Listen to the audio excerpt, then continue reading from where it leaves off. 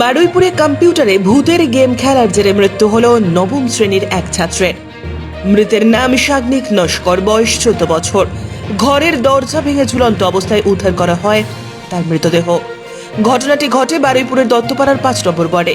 শাগনিকের বাবা বিদ্যুৎ নস্কর বারুইপুর আদালতের আইনজীবী, মা মামনি নস্কর স্কুল শিক্ষিকা। তার বাবা বলেন, ছেলে সবসময় মোবাইল এবং কম্পিউটারে ভূতের গেমে আসক্ত থাকতো। মোবাইল কেড়েও নিয়েছিলাম, তারপরেও খেলা দেখা বন্ধ করতে পারিনি। সোমবার বাজারে গিয়েছিলাম, তারপর বাড়ি ফিরে এসে দেখি দোতলার ঘর বন্ধ। ডাকাডাকি করেও না পাওয়ায় দরজা ভেঙে ছেলের ঝুলন্ত দেহ দেখি। এইভাবে ছেলে আত্মহত্যা করবে ভাবতে পারেনি। অনুতপ্ত বাবা কথাই বললেন। গেম খেলতো, প্রায় সময় গেম খেলাটা নিয়ে ওরে থাকতো। আর এই গেমে ভূতের ছবি দেখতে পেয়ে যায়। এটা আমি বারণ করতাম, বাবা ভূতের ছবি দেখবো না। বলতো আমার কাছে আসে, আমি এক্সপিরিয়েন্স করছি, ভূতের এক্সপিরিয়েন্স করছি। আর উপরে ছাদের দিকে দরজাটা খুলে রাখতো প্রায় সময়।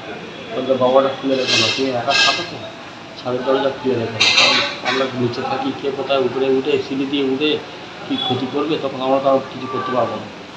এবারে ও কালকে রাত্রে সন্ধ্যেবেলা ও মা বললো, মা আমি রুটি খাবো, আমি পার্কে বেড়াতে যাবো। তো মা বললো, যাও একটু ঘুরে এসে, একটু বেলা ফিরে এসে একটু ঘুরে এসে, পার্কে ঘুরে এলো। ঘুরে এসে মা বললো, তাহলে একটু দোকান থেকে আলু আর ডিম নিয়ে এসো, তোমার রুটি করে দেবো, ডিম ভেজে দেবো। তোমার রাত্রে কি হয়েছে? ও আলু ভাজা ডিম দিয়ে করে দিয়েছে ওর মা, আর রুটি করে দিয়েছে। রাত্রে রুটি ডিম আলু ভাজা খেলো। খাওয়ার পরে এবারে ওর মতো ঘরে গিয়ে শুয়ে পড়লো, আমরা আমাদের নিচে ঘরে শুয়ে পড়লাম। ওপরে থাকে দোতলা বাড়ি। এবার আমি ওর রেগুলার বেলা করে ওঠে, বেলার দিকে ওঠে, কারণ আমার ছুটি আছে, কাল থেকে স্কুল খুলবে। তা আমি ওই জানি স্কুল এখন খুলে, ও ঘুমাচ্ছে, আমি বাজারে গেছি, এই পুরাতন বাজারে গেছি, পুরাতন বাজারে বেড়া করতে গেছি, মা আছে একটু সবজি একটু আনতে গেছি।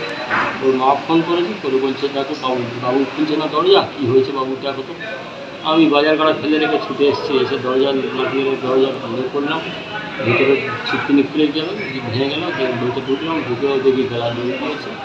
আমি ওকে গলা দড়ি অবস্থায় নামালাম, নামিয়ে সময় ধরে দুজন মিলে খুলে ঠিকঠাক করে এলাম। দেওয়ার পরে বিছনাতে শুয়ে দিয়েছি, দিয়ে এবারে কান্নাকাটি করছি। আশপাশের লোক ছুটে এলো, সব ডাকলাম সবাইকে, তারা একটু ধরুন না বলে নিয়ে দিলাম হসপিটালে নিয়ে যাই। ওকে দেখি ওর গায়ে ঘামা আসছে, তখন ওকে নিয়ে সঙ্গে সঙ্গে হসপিটাল এলাম। হসপিটাল থেকে বললেন ও মারা গেছে। কান্নাকাটি করছে, আমরা গেলাম, গিয়ে দেখলাম যে বডি বিছানায়, মানে ওর বাবা বোধহয় দড়ি ফড়ি খুলে দিয়েছে, গলায় দড়ি বলছে, যেটা দড়ি আমরা দেখতে পাইনি। তারপরে বাচ্চাটাকে 2-3 জন মিলে নামালাম, নিচে নামিয়ে এবার অটো ফটো দেখে হসপিটালে নিয়ে গেলাম। নিয়ে যাওয়ার পর ওরা দেখে বললো ডেড। এখান থেকে যখন নামানো হয় তখনই পা কালো হয়ে গেছে। বাড়ি থেকে তখন থেকে একজন ফোন করে, তারপরে আমার কাকার ছেলে ওই খবরটা বাড়িতে দেয়, আমি তারপরে জানতে পারি। উপরে ঘরে মানে কিভাবে মারা গিয়েছে কি শুনলেন আপনারা? যেটুকু মারা গিয়েছে এখনো আমি পরিষ্কার নয়, তবে যেটুকু বুঝলাম এটা অস্বাভাবিকভাবেই কিছু হয়েছে। মানে হ্যাঙ্গিং আছে না সেরকম পুরোপুরি তো জানি না। দিদি তো অস্বাভাবিক, দিদির সাথে যে কথা বলবো সেরকম পরিস্থিতি নেই।